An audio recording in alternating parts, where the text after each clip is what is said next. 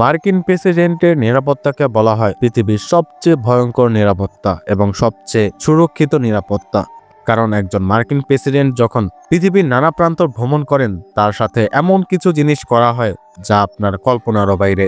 বলা হয় থাকে প্রত্যক্ষ এবং পরোক্ষভাবে একজন মার্কিন প্রেসিডেন্টের সিকিউরিটি হিসেবে প্রায় 10,000 জন মানুষ থাকে, সেটা হোক মার্কিন অঙ্গরাজ্যের ভিতরে হোক সেটা পৃথিবীর অন্যান্য দেশে প্রান্তে। কিন্তু প্রত্যক্ষ এবং পরোক্ষভাবে 10,000 মানুষ শুধুমাত্র একজন ব্যক্তিকে নিরাপত্তা দেয়। তাহলে বুঝতে পারছেন তিনি পৃথিবীর কতটা সুরক্ষিত ব্যক্তি। চলুন তাহলে আজকের পর্বে জেনে নেওয়া যাক বর্তমান মার্কিন প্রেসিডেন্ট অর্থাৎ ডোনাল্ড ট্রাম্পের সিকিউরিটি কিরকম হতে চলছে। তার এই নিরাপত্তা বেষ্টনী ভেঙে পৃথিবীর কোনো ব্যক্তি কি পারবে তাকে আক্রমণ করতে কিংবা এই পৃথিবী থেকে সরিয়ে ফেলতে? তাই দেখতে থাকুন সম্পূর্ণ ভিডিওটি। আর আপনি যদি আমাদের চ্যানেলে নতুন হয়ে থাকেন তাহলে অবশ্যই লাইক, কমেন্ট, শেয়ার এবং সাবস্ক্রাইব করে আমাদের পাশে থাকবেন। ডোনাল্ড ট্রাম্প তিনি বর্তমান আমেরিকান ইতিহাসে প্রায় 47তম প্রেসিডেন্ট। প্রথমে তিনি ক্ষমতায় ছিলেন 2017 থেকে 2021 সাল পর্যন্ত। এখন 2025 থেকে 2028 সাল পর্যন্ত তিনি ক্ষমতায় থাকবেন। আর তাকে বলা হয় বিশ্বের সবচেয়ে গুরুত্বপূর্ণ ব্যক্তিদের মধ্যে অন্যতম। কারণ এই ব্যক্তির কাছে পৃথিবীর এমন এমন কিছু ক্ষমতা রয়েছে যে ক্ষমতাকে ব্যবহার করে তিনি পৃথিবীতে যে কোনো কিছুই ঘটিয়ে ফেলতে পারেন। সেটা হোক জরুরি অবস্থা, হোক সেটা যুদ্ধ অবস্থা।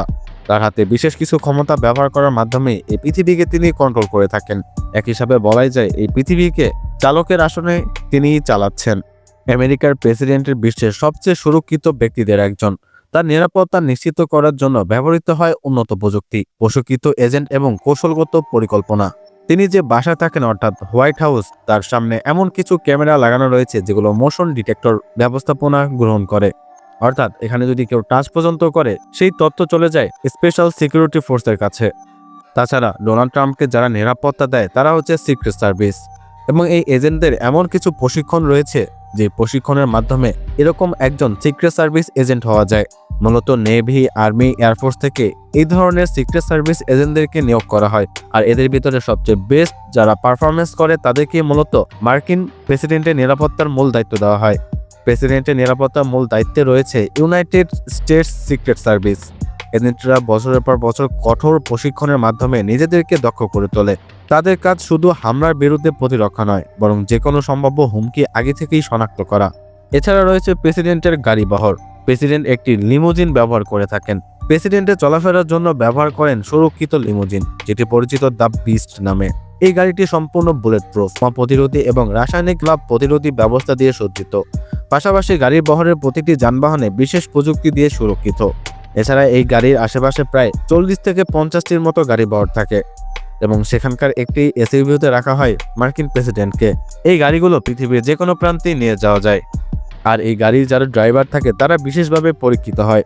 তারা এক হাতে ড্রাইভিং এবং অন্য হাতে গুলি চালাতে সক্ষম। এছাড়া মার্কিন প্রেসিডেন্টের উপর কেউ যদি আক্রমণ করতেও আসে মিসাইল দিয়ে, সেটাও পর্যন্ত প্রতিহত করতে পারে এই গাড়িগুলো। এছাড়া এই গাড়িটি একদম মাইন্ড প্রুফ, অর্থাৎ নিচে থেকে যদি কোনো মাইন্ড ফেটেও যায় তাহলে প্রেসিডেন্টের কিছুই হবে না।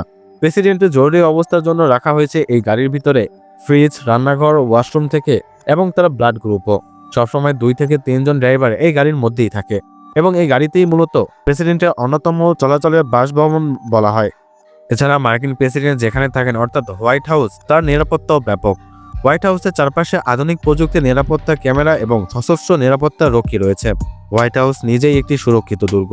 এখানে অত্যাধুনিক রাডার সিস্টেম, ভূগর্ভস্থ বাংকার, এমনকি অ্যালার্ম সিস্টেমও রয়েছে। যে কোনো অনুমোদিত প্রবেশ ঠেকাতে নেওয়া হয় কঠোর ব্যবস্থা। এমনকি কেউ যদি হোয়াইট হাউস মিসাইল দিয়ে উড়িয়েও দিতে চায় তাহলে সেটিও সম্ভব নয়, কারণ রাডার আগেভাগে সেই মিসাইল থেকে ডিটেক্ট করে আকাশেই ধ্বংস করে ফেলবে। তাছাড়া কোনো ধরনের পারমাণবিক হামলাও যদি ওই হোয়াইট হাউসের উপরে করা হয় তাহলে তার নিচে রয়েছে কয়েকশো তলা বাংকার। সেই বাংকারের ভিতরে নিমিষেই প্রেসিডেন্টকে নিয়ে যাওয়া হবে, কারণ তিনি সুরক্ষিত থাকবেন একমাত্র সেই বাংকারের ভিতরে। এমনকি পারমাণবিক হলেও সেই বাংকারের কিছুই হবে না। তাছাড়া প্রেসিডেন্টের জনসমাবেশের দৃশ্য রয়েছে। কিছু সিক্রেট সার্ভিস এজেন্ট ভিড়ের মধ্যেই সতর্ক দৃষ্টি রাখেন। যখন প্রেসিডেন্ট কোনো জনসমাবেশে অংশ নেন তখন তার নিরাপত্তা হয় আরও কঠিন। এজেন্টরা জনতার মধ্যে ছদ্মবেশে থাকেন, আর ছাদে থাকে স্নাইপার দল। আশেপাশে প্রতিটি ব্যক্তির গতিবিধি পর্যবেক্ষণ তারা করে থাকেন।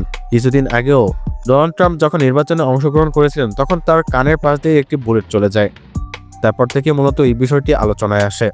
প্রেসিডেন্টের আকাশপথে সুরক্ষার দায়িত্ব থাকে এয়ারফোর্স ওয়ান। শুধুমাত্র একটি বিমান নয়, বরং আকাশে চলমান একটি সুরক্ষিত কমান্ড সেন্টার এটি। এতে রয়েছে ক্ষেপণাস্ত্র প্রতিরক্ষা ব্যবস্থা এবং সর্বাধুনিক যোগাযোগ প্রযুক্তি। অর্থাৎ আকাশে থাকা অবস্থাতেও মার্কিন প্রেসিডেন্টের গায়ে টাচ পর্যন্ত করা সম্ভব নয়। প্রেসিডেন্টের নিরাপত্তা শুধু সিক্রেট সার্ভিসের উপর নির্ভর করে না, এর সাথে যুক্ত থাকে সেনাবাহিনী, এফবিআই এবং অন্যান্য গোয়েন্দা সংস্থা। তারা প্রতিনিয়ত পরিকল্পনা করে যে কোনো ধরনের আক্রমণ প্রতিহত করার জন্য। প্রেসিডেন্টের নিরাপত্তা শুধু যে প্রযুক্তি কিংবা অস্ত্রের উপর নির্ভর করে তা না, বরং এটি হাজারো মানুষের সতর্কতা, পরিকল্পনা এবং আত্মত্যাগের ফল। এই ব্যবস্থা শুধুমাত্র একজন ব্যক্তির নয়, বরং আমেরিকার গণতন্ত্রের প্রতীককেও রক্ষা করার জন্য।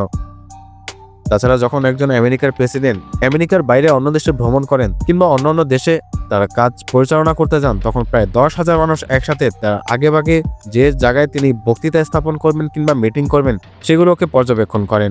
যে পর্যবেক্ষণের ডাটা পাঠানো হয় আমেরিকাতে।